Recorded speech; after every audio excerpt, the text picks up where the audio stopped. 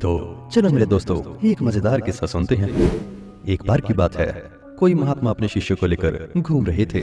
वे कई जगह घूमे। एक दिन भ्रमण करते हुए शाम का समय हो गया। दूर एक गांव नजर तो आया, लेकिन वहां तक जाने का रास्ता काफी दुर्लभ था और जंगल में जानवरों की भरमार थी। जंगल के बाहर गांव से दूर एक लोहार की भट्टी थी। अपनी भट्टी के साथ ही बने घर में वह खुद रहता था। तो महात्मा जी को उसी लोहार के घर में रहना पड़ा।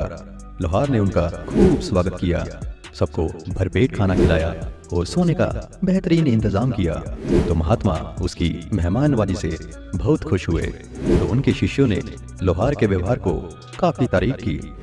सुबह जब महात्मा जाने लगे तो उन्होंने लोहार से कहा, भाई हम तुम्हारे सत्कार से बहुत संतुष्ट हुए, तुम कोई भी 3 वर मांग लो। आपको बता दें कि प्राचीन युग में महात्मा लोग इतने तपोबल वाले होते थे कि वह जिसे जो वर देते वह बिल्कुल सच हो जाता।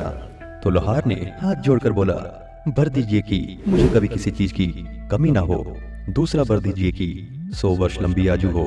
और तीसरा वर मांगने के बारे में सोचने लगा तो उसके मुंह से निकल गया, मेरी भट्टी में जो लोहे की कुर्सी है उस पर जो बैठे वह मेरी मर्जी के बिना उठ ना पाए।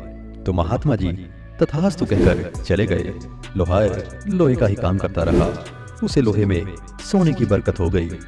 लोहार ने बहुत ठाठ से 100 साल का जीवन पूरा किया। वह बुरा नहीं हुआ, खूब हट्टा कट्टा बना रहा।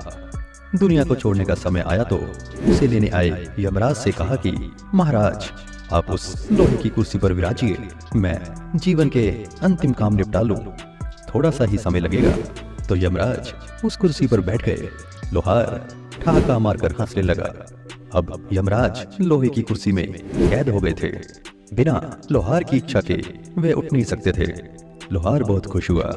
उसने खुशी में मुर्गा खाने की सोची। एक मुर्गा लेकर लोहार ने उसकी गर्दन काटी, लेकिन गर्दन तुरंत जुड़ गई और मुर्गा भाग गया। बिना यमराज के किसी की मौत कैसे आती। उसने एक बकरा काटा, उसकी गर्दन भी जुड़ गई और वो लात मारकर भाग गया। लोहार ने सोचा चलो दाल और रोटी खाकर गुजारा कर लेंगे, लेकिन 1 साल बीतते हुए अनर्थ होने लगा। कोई जानवर नहीं मरा तो जीवों की संख्या बेतहाशा बढ़ने लगी। हवा में कीट पतंगे मच्छर इतने हो गए कि सांस लेना भी दुर्भर हो गया। हवा के आर पार देख पाना कठिन हो चुका है। चूहे और मेढकों ने लोगों का जीना मुश्किल कर दिया।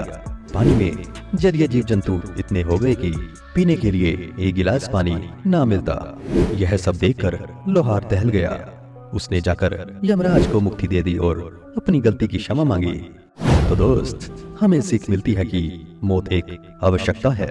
यदि मौत ना हो तो जीवन और ज्यादा कठिन हो जाता है।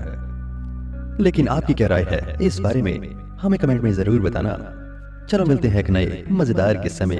तब तक के लिए खुश रहिए, मुस्कुराते रहिए। धन्यवाद।